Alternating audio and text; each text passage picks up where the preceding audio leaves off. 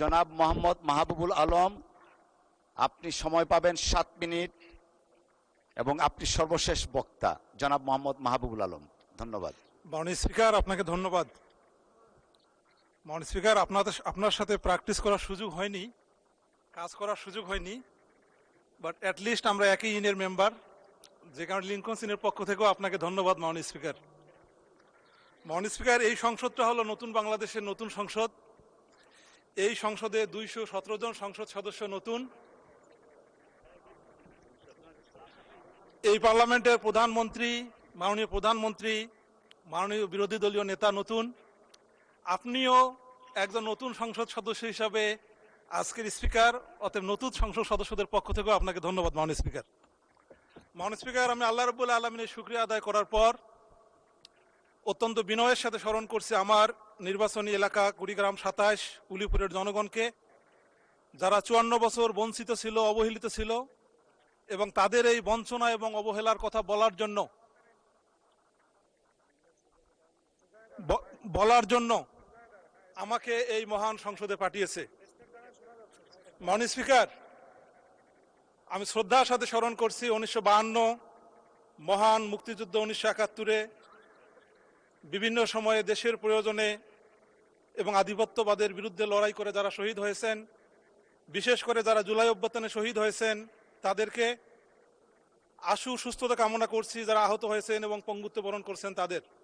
মাননীয় স্পিকার, অত্যন্ত বুক ভরা প্রত্যাশা নিয়ে আমাদের মাঝে ফিরে আসার জন্য আমি দোয়া করছি আমাদের সাবেক সংসদ সদস্য এম ইলিয়াস আলী, ইসলামী ছাত্র শিবিরের 2 জন নেতা অলিউল্লাহ এবং মুকাদ্দাস, যারা গত সরকারের আমলে গুম হয়েছে, আজও ফিরে আসেনি, তাদেরকে আমাদের মাঝে ফিরে আসার জন্য প্রত্যাশা করছি।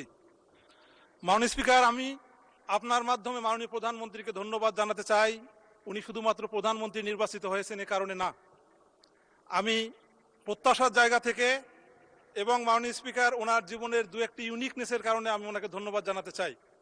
মাননীয় স্পিকার, আমাদের মাননীয় প্রধানমন্ত্রী হয়তো বিশ্বের একমাত্র ব্যক্তি যার বাবা প্রেসিডেন্ট ছিলেন, মা প্রধানমন্ত্রী ছিলেন এবং তিনি প্রধানমন্ত্রী হয়েছেন। অর্থাৎ তিনি যে চেয়ারে আসীন হয়েছেন মাননীয় স্পিকার, এই চেয়ারে ওনার বাবা বসেছেন, ওনার মা বসেছেন এবং উনি বসেছেন। কালের পরিক্রমায় মাননীয় স্পিকার, এটাও বাস্তব, এই 3 জনেই গণভোটের বিভিন্নভাবে সম্মুখীন হয়েছেন এবং গণভোটকে বিভিন্নভাবে ডিল করেছেন। মাননীয় স্পিকার, মাননীয় প্রধানমন্ত্রী এক্সাইল থেকে সোজাসুজি প্রধানমন্ত্রী হয়েছেন মাত্র 53 দিনে, যেটি এই এশিয়া মহাদেশে এর আগে আয়াতুল্লাহ খোমেনির 59 দিনে ছিল, হামিদ কারজাই 2 মাসে ছিল।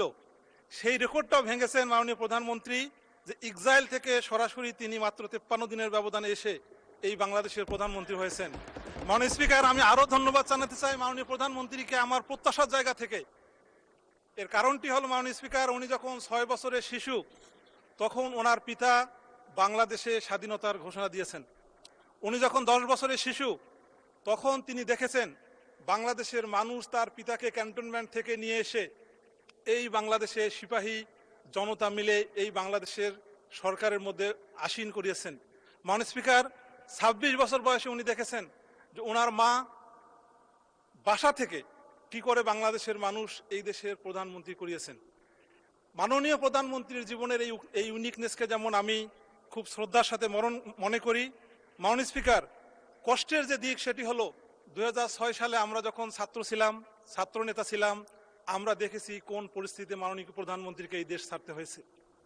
মাননীয় স্পিকার, 14 বছর যখন ওনার বয়স, তখন বাংলাদেশের একজন সবচেয়ে জনপ্রিয় প্রেসিডেন্টকে কিভাবে এই বাংলাদেশে শহীদ করেছে ওনার পিতাকে, উনি সেটার সাক্ষী। মাননীয় স্পিকার, উনি ওনার ভাইকে হারিয়েছেন, তার সাক্ষী। মাননীয় স্পিকার, উনি ওনার মাকে এই বাংলাদেশে অনেক বঞ্চনার জিনিস দেখেছেন, উনি তারও সাক্ষী। মাননীয় স্পিকার, আমার ব্যক্তিগত জীবনে একটা এক্সপিরিয়েন্স বলে আমি এই বিষয়টি শেষ করতে চাই। 36 জুলাই যখন বিপ্লব হয় মাননীয় স্পিকার, আমাদের সৌভাগ্য হয়েছিল আমরা লন্ডনে ছিলাম।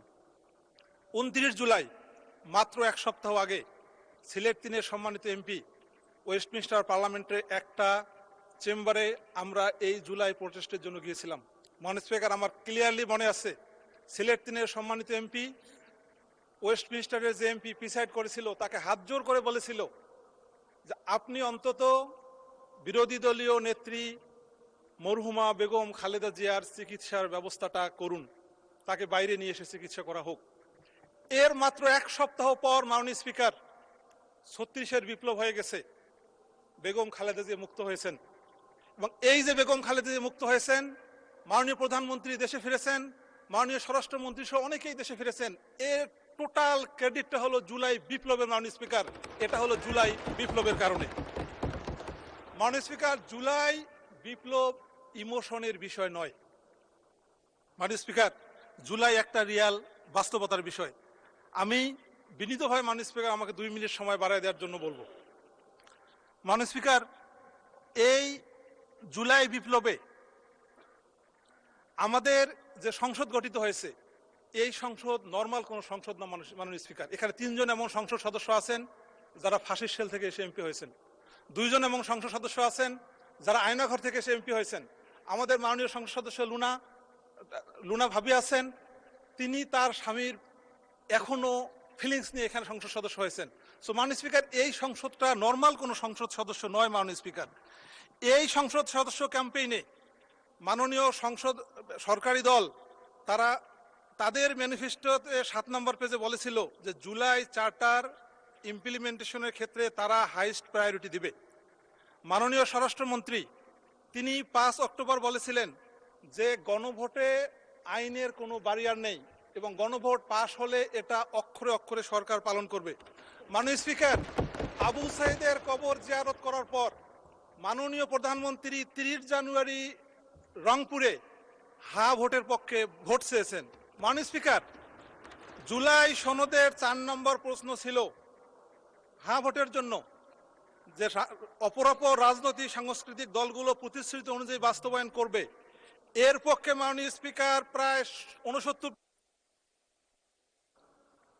ধন্যবাদ। Right honourable member mister Mahbubul Alam.